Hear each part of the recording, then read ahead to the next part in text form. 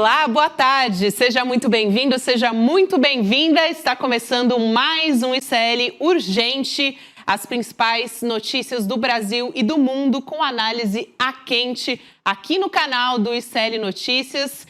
Nessa terça-feira, dia 20 de janeiro de 2026. Boa tarde para minha companheira diária nessas 2 semanas de férias de Rodrigo Viana, Laura Couto, minha querida, boa tarde. Boa tarde, Gabi. Muito bom estar aqui com você. Boa tarde para você que está nos assistindo pelos canais do Instituto Conhecimento e Liberta e Eduardo Moreira no YouTube e também pelos nossos canais parceiros. Gente, aproveita, deixa seu like, se inscreve no canal e comenta aí no chat de onde você está assistindo o ICL Urgente. Vamos lá, Gabi.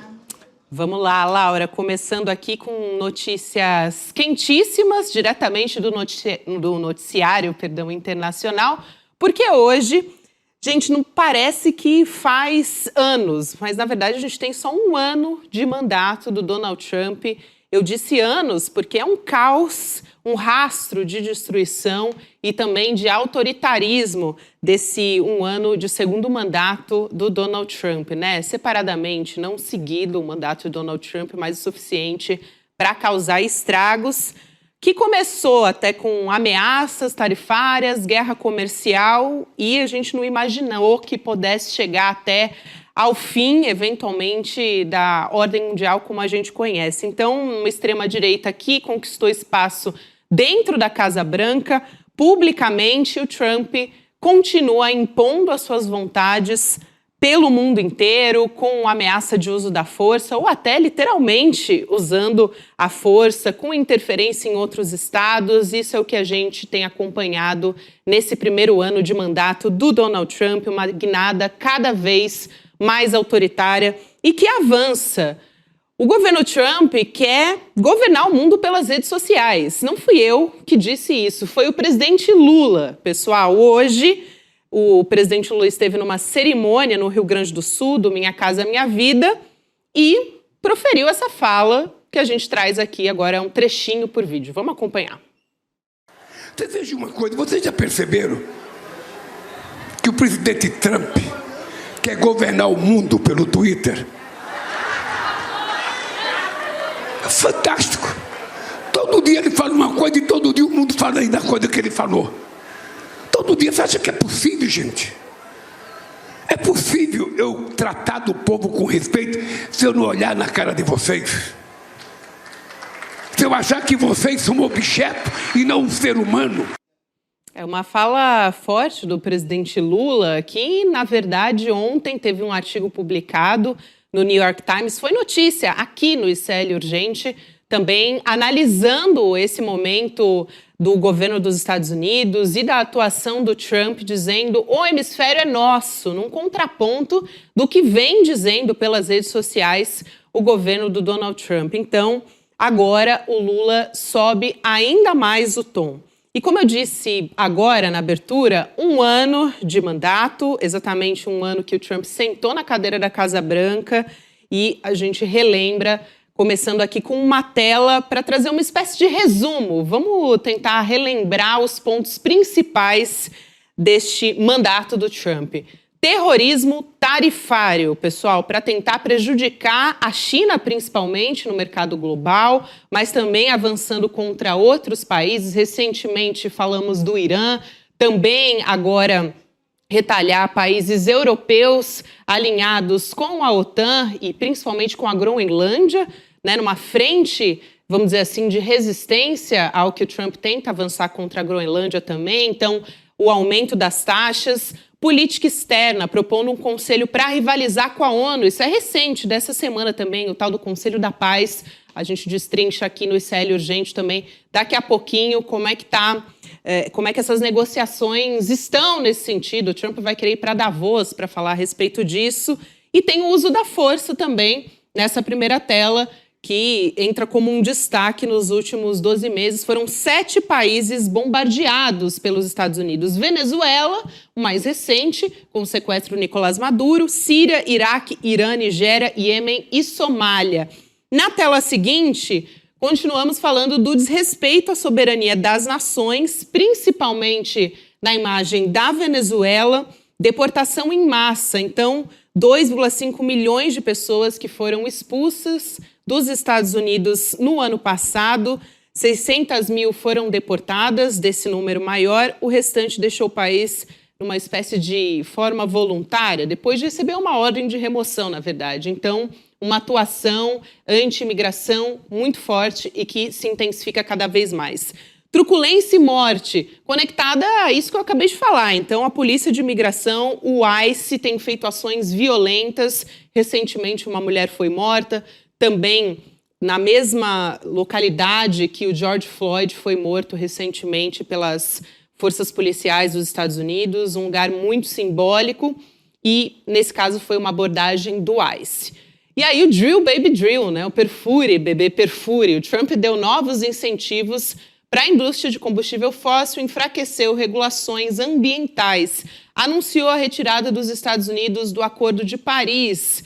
Foram várias medidas contra o meio ambiente ao longo desse primeiro mandato do Trump.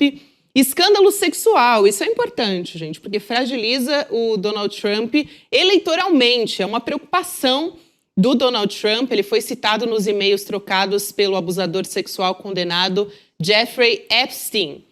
Tem o perdão aos invasores do Capitólio, diferente do que aconteceu aqui no Brasil. Então, no dia em que assumiu o cargo, foi um ato também do Trump conceder perdão aos 1.500 réus envolvidos no 6 de janeiro. Algo similar ao que aconteceu no nosso 8 de janeiro, mas com condenações no nosso caso. Política supremacista, o Trump proibiu mulheres trans em esportes femininos, prometeu acabar com políticas de diversidade e equidade no governo dos Estados Unidos. Então, algo sem precedentes que diuturnamente aqui no ICL Notícias a gente vem trazendo atualizações do noticiário internacional. Agora, também, como eu disse, é de noite que a gente traz atualizações. Temos novidade no sentido de que o Trump anunciou que vai colocar impostos de 200% sobre o vinho francês se o Emmanuel Macron, presidente da França, não aderir ao tal do Conselho da Paz.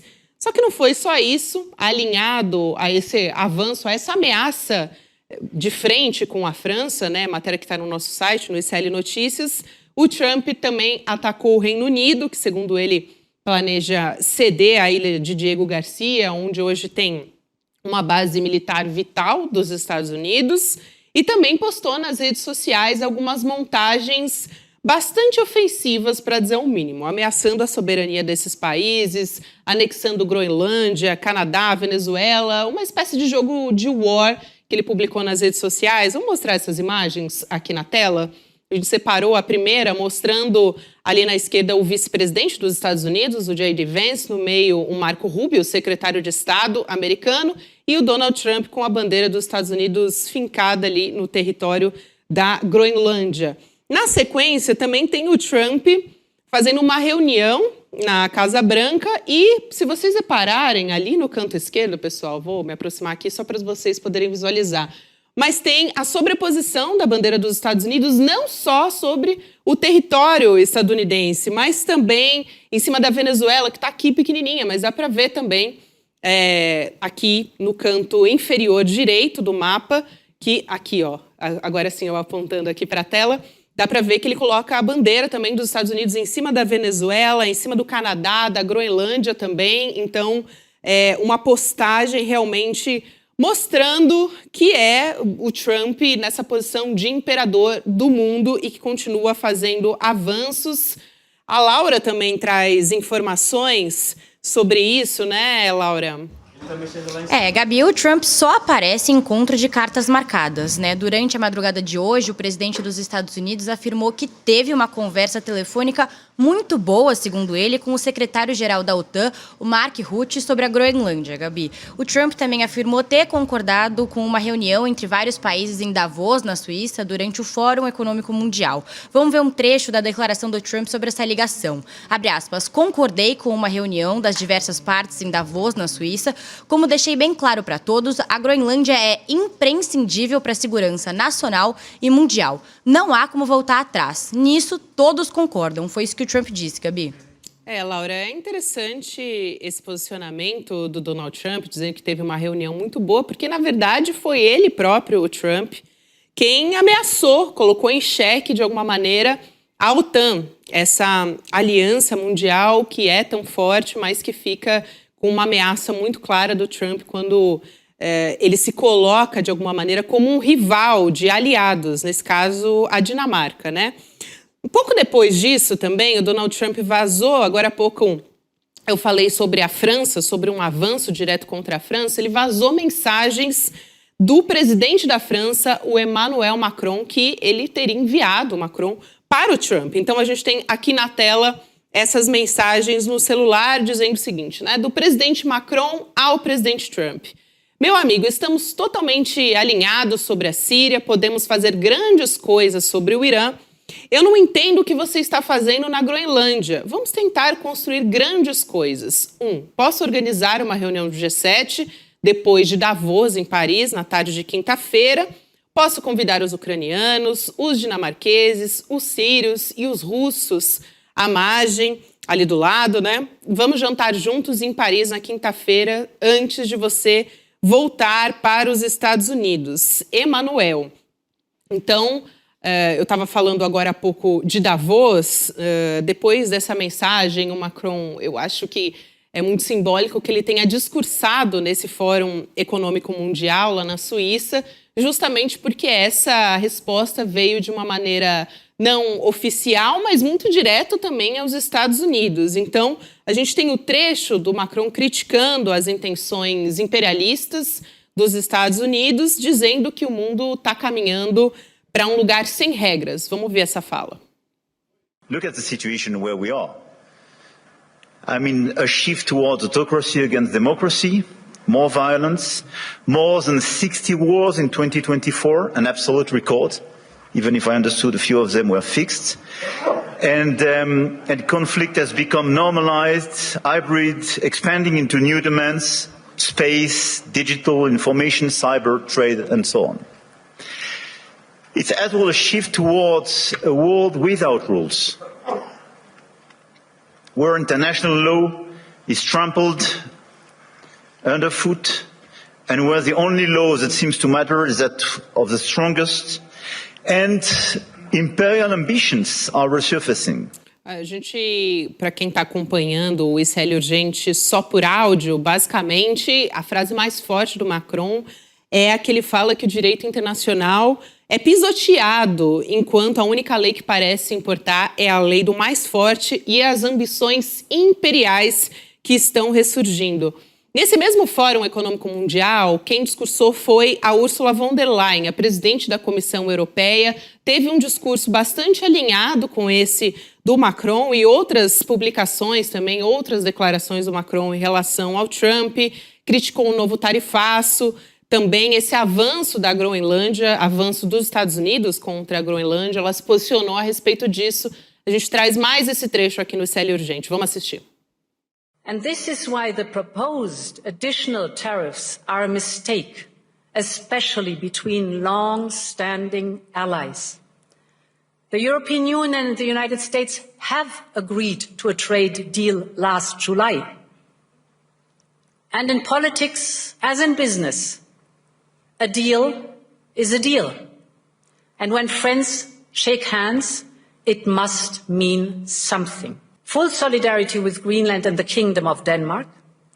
The sovereignty and integrity of their territory is non-negotiable. Esse é o posicionamento da presidente da União Europeia, da Comissão Europeia, Ursula von der Leyen, que também é importante lembrar aqui que esses países europeus, principalmente os membros da OTAN, têm se posicionado ameaçando também os Estados Unidos com taxas, uma resposta ao que o Trump está dizendo sobre taxar esses países que não apoiam a anexação ou a compra da Groenlândia e também até ameaçando eventualmente retaliações no sentido corporativo, então impedindo empresas norte-americanas de estarem nesses territórios ou com algum tipo de retaliação tarifária.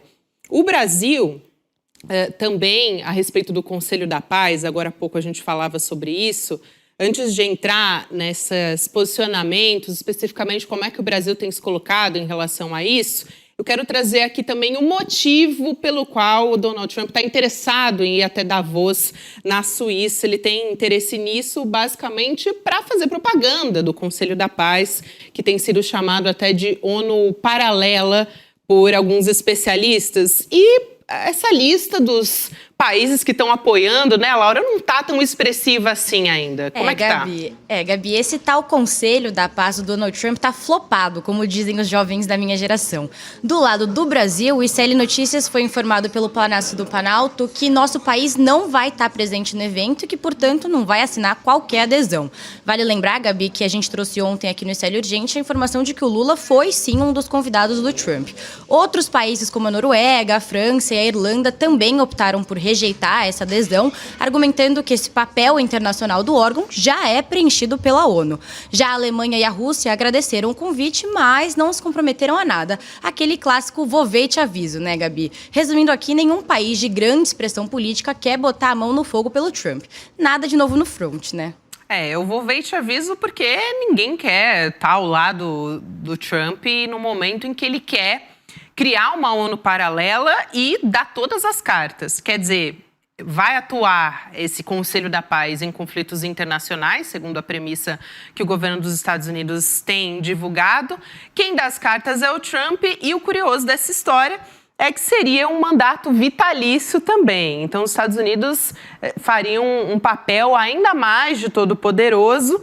E é justamente quem tem ameaçado a ordem mundial, seja com tarifas, com ameaças também bélicas em conflitos internacionais. Então, uma maneira de servir os próprios interesses e também, além de concentrar poder, não sofrer nenhum tipo de retaliação, o que a ONU já tem dificuldade também de criar algo concreto em relação a isso. Então, imagina só se esse Conselho da Paz vai adiante. Mas vamos continuar acompanhando essa história.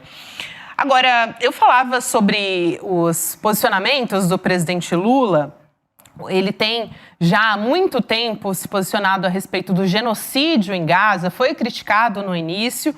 Eles têm se afastado também dos líderes patrocinadores desse genocídio lá de Gaza. E, ao mesmo tempo, a gente tem um pré-candidato à presidência, o senador Flávio Bolsonaro, desembarcando hoje em Israel para participar de um evento sobre antissemitismo. O objetivo do Flávio, lógico, é se aproximar das lideranças de extrema-direita no mundo inteiro para fortalecer a sua candidatura agora em 2026, desde que ele foi ungido a candidato do pai, o Jair Bolsonaro. E a Laura vai trazer mais detalhes dessa história também. Laura. Gabi, o filho 01 do ex-presidente Jair Bolsonaro vai ser orador na Conferência Internacional de Combate ao Antissemitismo, que acontece em Jerusalém na semana que vem, nos dias 26 e 27 de janeiro. O evento vai contar com a participação, inclusive, de integrantes do governo do primeiro-ministro de Israel, Benjamin Netanyahu, que deve discursar, Gabi. Agora, uma informação importante. Essa viagem do Flávio é uma missão oficial pelo Senado, ou seja, custeada pelos cofres públicos, dinheiro do seu bolso, que está assistindo a gente. E além de Israel, a comitiva do Flávio vai passar por Bahrein e pelos Emirados Árabes Unidos, Gabi. Me lembrou também a atuação do Eduardo Bolsonaro, que, com dinheiro também do contribuinte, estava lá nos Estados Unidos atuando contra o Brasil, tramando também retaliações econômicas e políticas contra o próprio território, né? Contra o Brasil. Bom, falando sobre agora o cenário nacional, já que citamos aqui o Flávio Bolsonaro, o ministro Alexandre de Moraes autorizou agora que o ex-presidente Jair Bolsonaro receba uma visita do governador de São Paulo, Tarcísio de Freitas, na Papudinha, onde ele está preso. E a Laura volta mais uma vez para trazer os detalhes dessa autorização do Alexandre de Moraes. Laura. Gabi, essa visita foi marcada para a próxima quinta-feira, dia 22 de janeiro, entre as 8 e as 10 da manhã. O Bolsonaro recebeu o governador de São Paulo 2 vezes enquanto ele cumpria a prisão domiciliar, mas esse vai ser o primeiro encontro com o Tarcísio desde que o ex-presidente confirmou em uma carta que vai apoiar a pré-candidatura do filho Flávio à presidência da República. O Moraes também autorizou as visitas do Diego Torres Dourado, que é cunhado do ex-presidente, e do pecuarista Bruno Scheid, que é o vice-presidente do Partido Liberal de Rondônia, Gabi.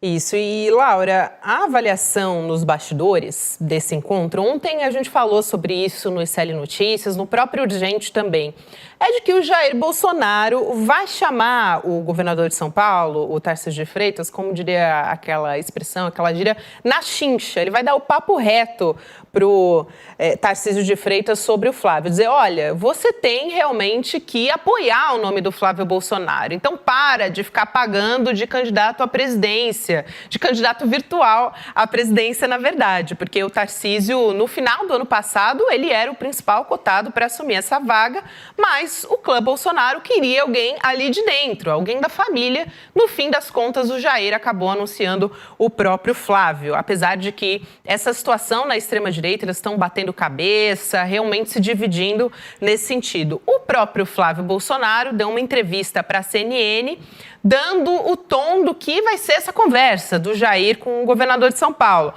E aí ele disse que o que o Jair quer dizer para o Tarcísio, né, dar uma afagada ali no ego dele, dizer, olha, esse momento, essa sua gestão como governador de São Paulo tem sido muito importante, é uma eleição também crucial para as eleições nacionais, porque precisamos derrotar ali, principalmente na figura do PT, né, o que a extrema-direita quer é essa derrota. Então, como estratégia nacional, é importante para nós que você esteja como candidato e que se reeleja em São Paulo. Então, é mais ou menos esse o tom que vai ser essa conversa.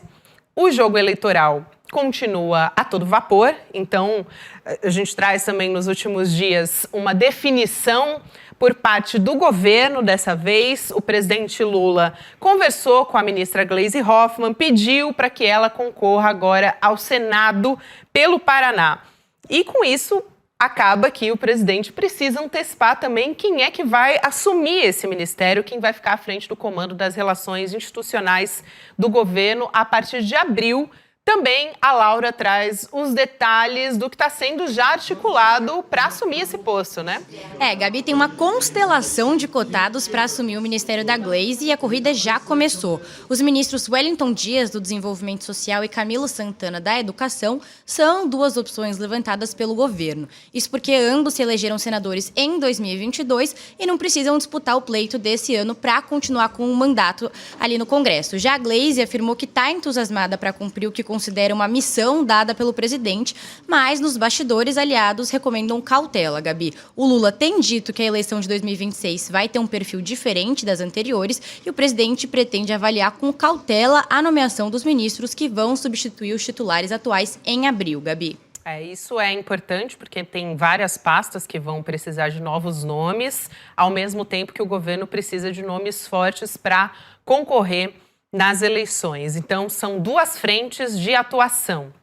Ao mesmo tempo, olhando para o Paraná, que é onde a ministra Gleisi Hoffmann deve disputar, são duas vagas. E dando uma olhada hoje nas pesquisas de intenção de voto, quais são os nomes que aparecem, principalmente o que vem em primeiro lugar é o Ratinho Júnior, do PSD, que ainda pode ser o candidato da direita para a presidência, então sai como nome alternativo ao Flávio Bolsonaro.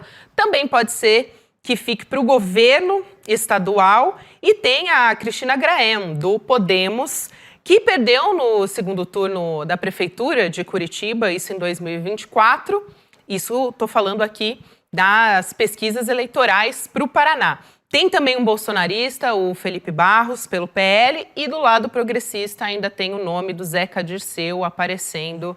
Então, são duas vagas que estão disponíveis no Senado. A ministra Gleisi Hoffmann abrindo uma frente no campo progressista, que, segundo o presidente Lula, é a aposta dele para conseguir pelo menos uma dessas vagas, já que a extrema-direita também está atuando muito fortemente para conseguir ocupar mais postos no Senado. O professor Castro Rocha tem alertado como é fundamental, principalmente olhando para o Congresso Nacional, que a extrema-direita consiga ocupar mais vagas no Senado. Ali é um caminho de entrada para conseguir impeachment de ministros no Supremo Tribunal Federal. Então, atenção a isso, é muito importante realmente pensar nas estratégias eleitorais no campo progressista. Vamos trazer também atualizações sobre a audiência do processo de extradição da ex-deputada federal, Carla Zambelli. Estava marcada para hoje essa audiência e foi suspensa de novo. Sim, gente, pela 4ª vez a Zambelli chegou a comparecer na Corte de Apelação em Roma, só que a defesa dela solicitou a troca dos magistrados. E a Laura vai explicar para a gente os motivos desse pedido, Laura. Gabi, essa é a 4ª vez que a Corte de Apelação se reuniu para tentar deliberar aí sobre o pedido do governo brasileiro para extraditar a Zambelli, mas não deu certo de novo. Da última vez, aconteceu no dia 18 de dezembro, e a defesa da Zambelli argumentou que recebeu os documentos enviados pelo ministro Alexandre de Moraes na véspera do julgamento. Dessa vez, os advogados da Zambelli defenderam que os juízes da Corte de Roma não são imparciais, Gabi. Agora, os advogados da Zambelli precisam formalizar o pedido de mudança e têm até 3 dias para apresentar a solicitação, e o tribunal deve estabelecer aí um prazo para aceitar ou rejeitar a possibilidade de definir sobre a extradição. Aí agora, Gabi, vai ficar sob suspenso. Pois é uma justificativa que é muito parecida com o que a extrema-direita já usou aqui no Brasil, falando sobre essa questão da imparcialidade, usou principalmente como ferramenta contra os ministros do Supremo Tribunal Federal. Os defensores da Carla Zambelli, eles têm essa tese de que a Zambelli está enfrentando uma perseguição política e judicial no Brasil. Então, no caso da Itália e dessa extradição, desse processo de extradição, uma maneira de tentar ganhar tempo. Por quê? Se for aceito esse pedido, a próxima audiência do processo da extradição vai ser julgada ou seria julgada por uma nova corte, aí começa tudo do zero. Então, é mais ou menos por aí. A justiça brasileira já informou que, se for extraditada, a Carla Zambelli vai cumprir a sua sentença, a decisão na penitenciária feminina do Distrito Federal, a Colmeia. Trazendo um outro assunto aqui ainda para a nossa audiência, parece que subiu no telhado, gente, aquele plano da Marinha de salvar o emprego do Almir Garnier. Vocês lembram dessa história? Os regulamentos internos, trazendo a explicação disso, do Exército e da Marinha não permitem que os generais e almirantes condenados por crimes de golpe de Estado exerçam atividades dentro das Forças Armadas, especialmente em funções ligadas a informações que são sensíveis, delicadas, vamos dizer assim. E é fato que o STF já autorizou, no passado, que os generais Mário Fernandes e o Paulo Sérgio Nogueira façam atividades, realizem atividades durante esse cumprimento da pena deles, como uma maneira de ressocialização.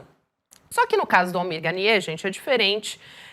Ele é ex-comandante da Marinha, o STF ainda não deu nenhum parecer sobre essa solicitação e sobre esse plano de trabalho que foi encaminhado pela própria Marinha. Então, vamos ter que aguardar as cenas dos próximos capítulos sobre o destino do Almir Garnier.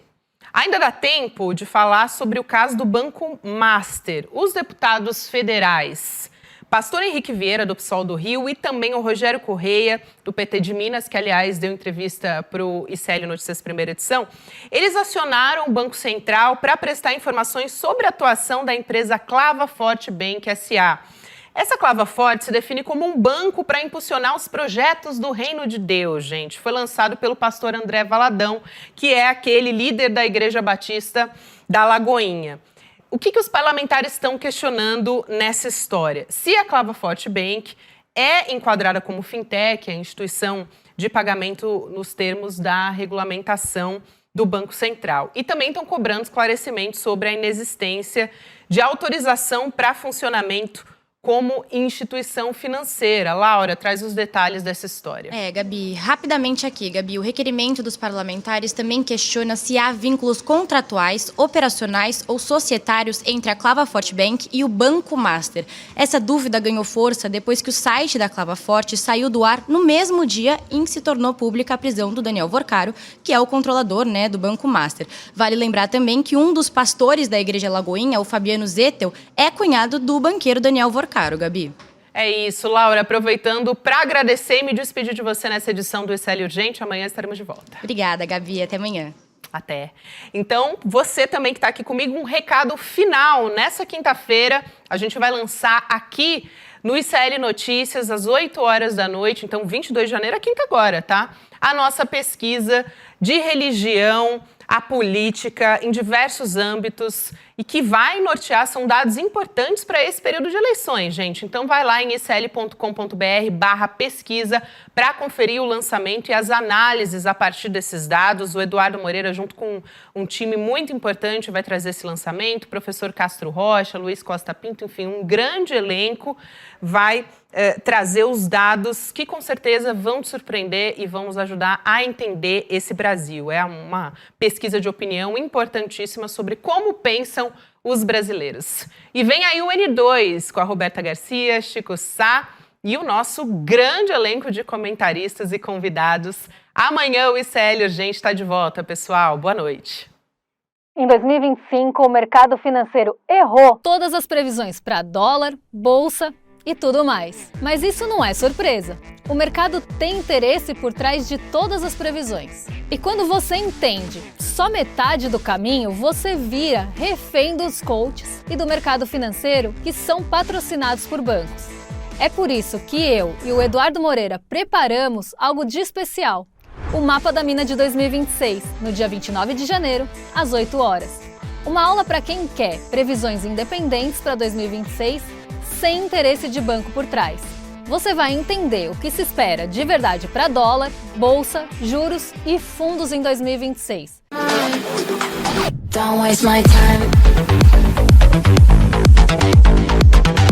Na loja Sou ICL você encontra camisetas, canecas, mochilas e bonés que carregam ideias.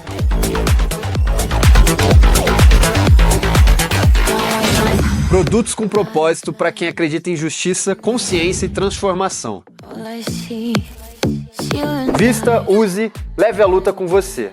Acesse souicl.com.br e escolha o que representa você. ICL, souicl.com.br, tá tudo lá.